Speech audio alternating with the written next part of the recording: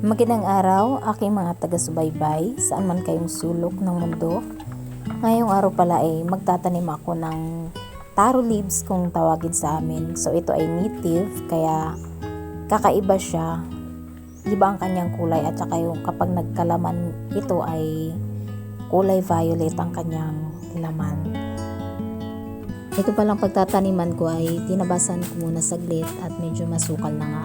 Dito ko nga din pala tinanim nakaraan yung kamatis na mga naanik ko nung nakaraan, nung tag-init pa. So tinanggal ko na nga lang pala itong mga trellis na nilagay ko dati sa kamatis at sabi ko nga ay yung taro na lang muna yung aking itatanim dito. Galing kasi ito sa aking biyanan kaya gusto kong paramihin yung taro leaves na ito kasi hindi pa ako nakakatikim ng laman ito, kaya sabi ko dito ko na lang sa gilid itanim at nagawa ng dito ay naiimbakan ng tubig tuwing umuulan.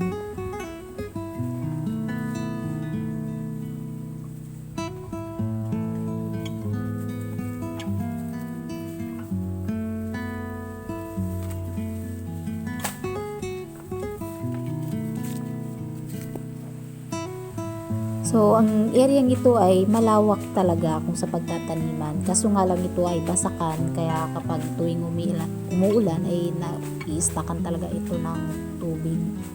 So, kaya naisip ko, siguro saka na lang ako magpaparami ng mga tanim kong gulay at prutas kung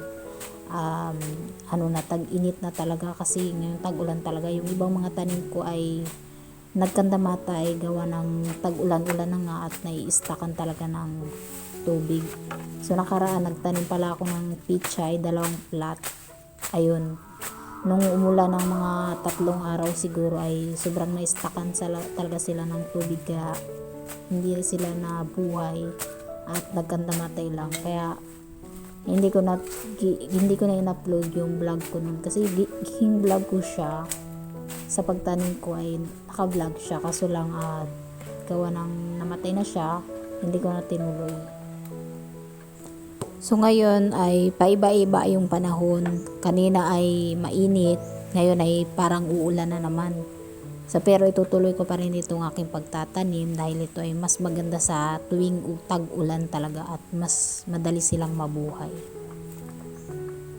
So ayan, habang nagbubungkal nga pala ako ng lupa ay andyan na naman yung mga makukulit kong alaga na si Lexi at Star, palaging sumasama sa akin.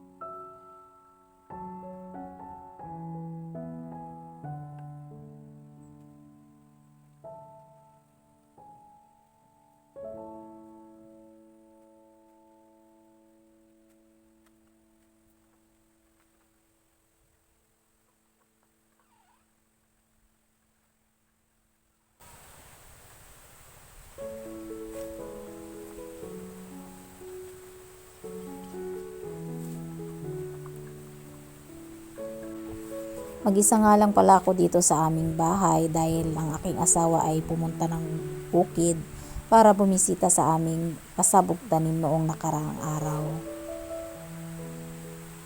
Ang aking anak naman ay nasa eskwelahan at mamayang tanghali ay uuwi rin niyon at dito siya manananghalian kasi magluluto ako ng gulay. Paborito niya kasi yung kapag gulay ang aming ulam.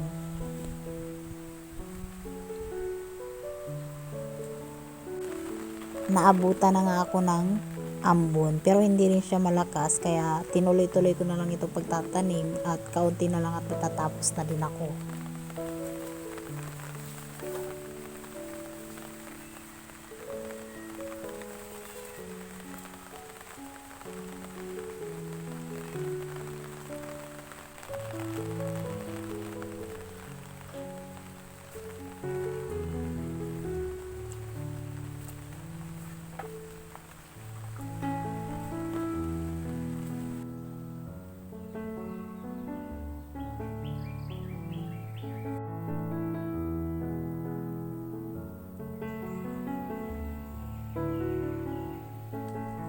Pagkatapos ko ngang magtanim ay nagpunla na nga ako ng pichay. So ito ay isusunod ko ulit sa aking sa isang plot ko doon na haharvestin ko na. Kasi lumalabas na yung mga bulaklak, so kailangan na talagang harvestin. Ito, nagpunla na rin pala ako ng radish. Try ko kung tutubo siya ng maganda kasi nakaraan nagpunla rin ako nito. Konti lang talaga yung tumubo, kaya konti lang din yung naitanim ko. So sana ngayon ay maganda ng kanyang pagtubo.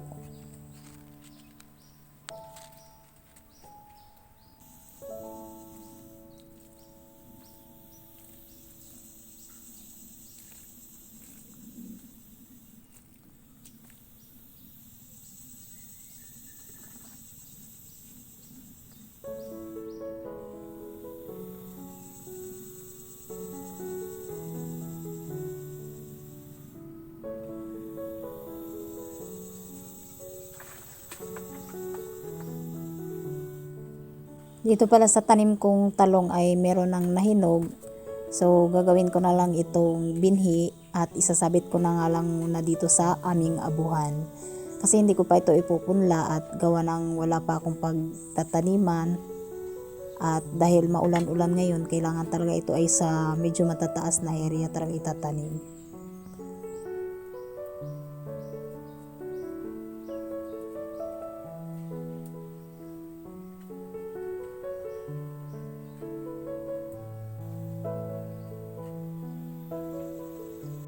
Napakalaking tulong talaga, no, kapag may mga tanim tayong mga gulay, mga talbos, at kung ano-ano pa yung pwede nating maulam. As gustong gusto namin na ganito palagi ang ulam namin kaysa sa karne, kasi yung karne talagang nakakaumay kapag araw-araw ang kain. Kailangan talaga kailangan din ang ating katawan ng gulay. Mas maganda rin talaga kapag may sarili tayong mga tanim na gulay. Bukod sa malaking tulong na sa ating katawan, ay laking tipid pa sa ating pang-araw-araw na mga bilihin.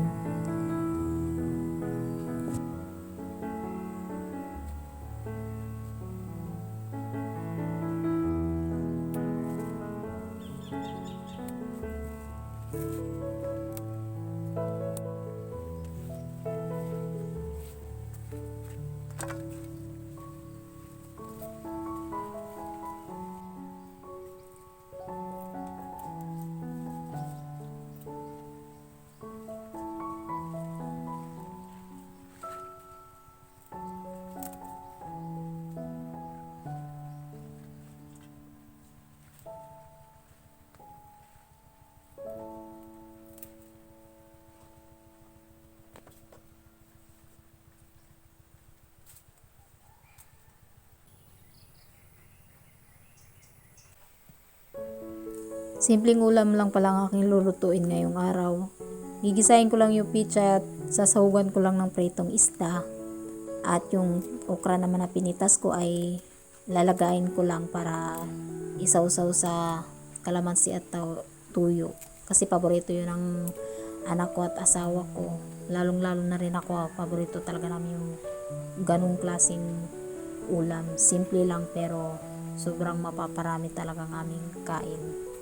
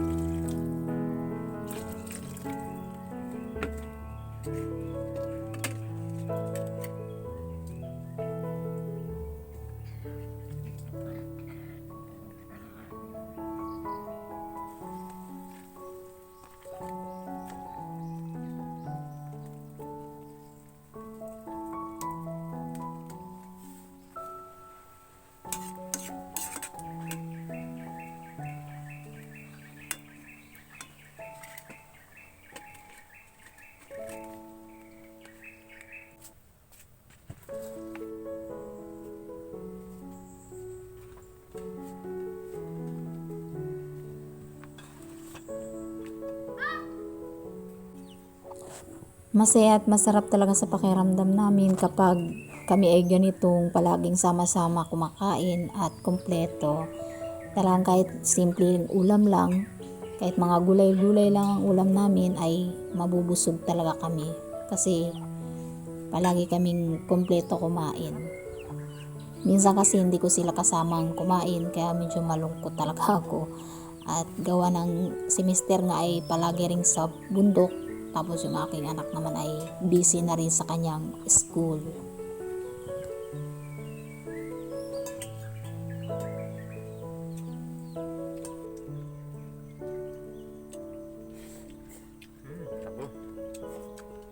Talagang gusto ni Mama.